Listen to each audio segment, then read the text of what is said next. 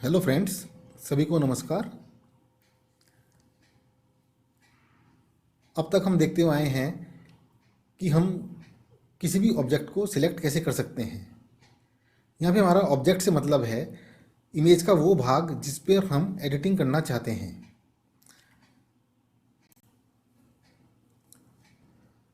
आपने देखे हमारे पास कई तरीके हैं: geometric selection, free hand selection, colour based selection. आज हम एक और चीज़ देखेंगे।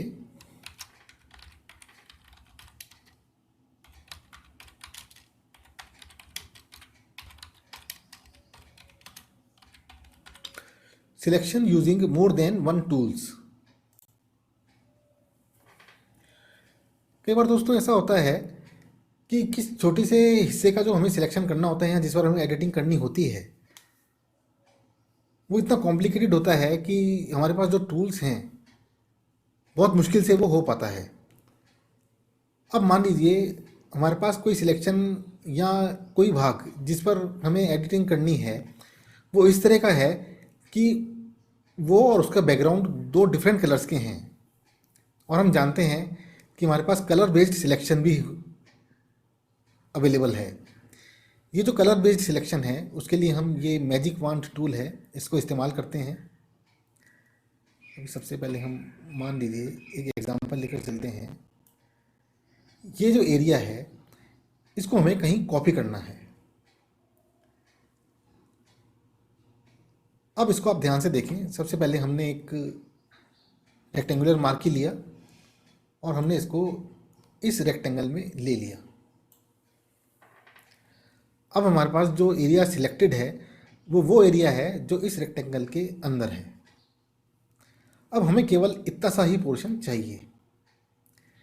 तो इसके लिए हमारे पास एक ऑप्शन है कि हमारे पास जो कलर सिलेक्शन टूल है हम उससे वो चीज़ अलग कर दें जो हमें नहीं चाहिए।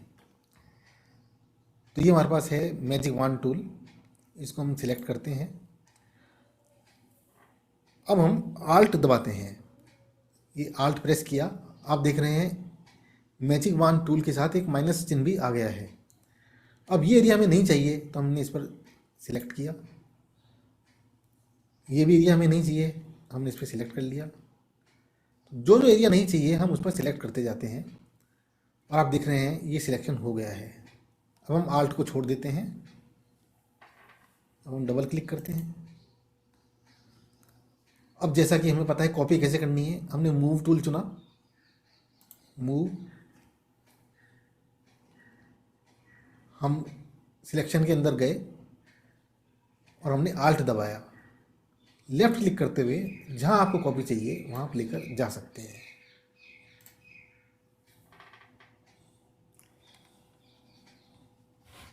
Control Z।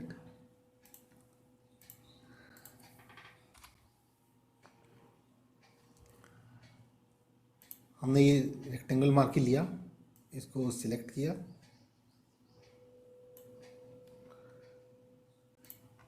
यहाँ हमने जूम किया।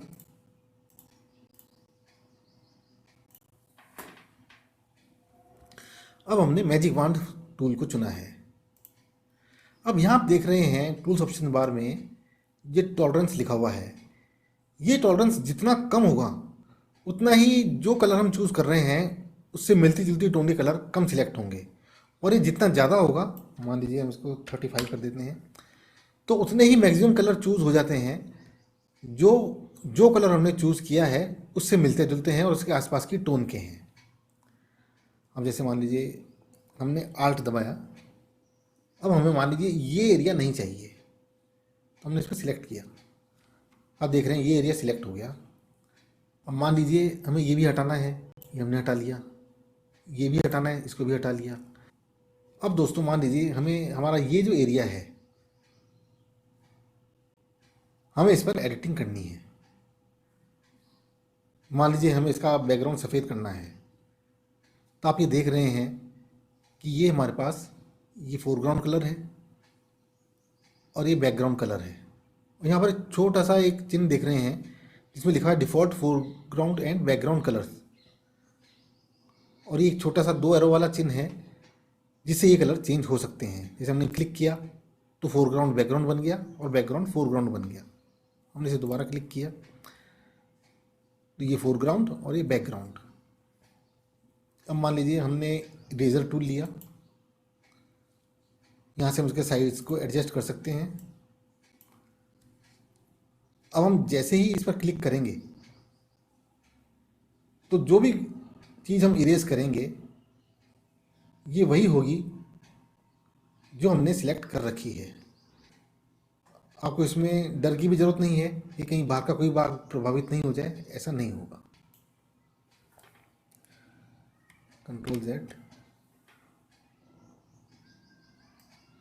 आप देख रहे हैं यहाँ कर रहे हैं, यहाँ कुछ भी असर नहीं हो रहा है क्योंकि हमने इसको सिलेक्ट नहीं किया है, इसको बल्कि डीसिलेक्ट किया है।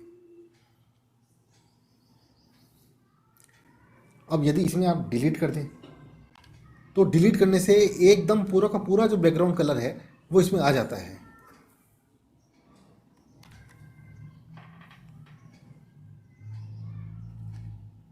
डबल क्लिक करते हैं। दोस्तों इसकी आप प्रैक्टिस कीजिए और कॉन्फिडेंट बनिए। थैंक यू, धन्यवाद।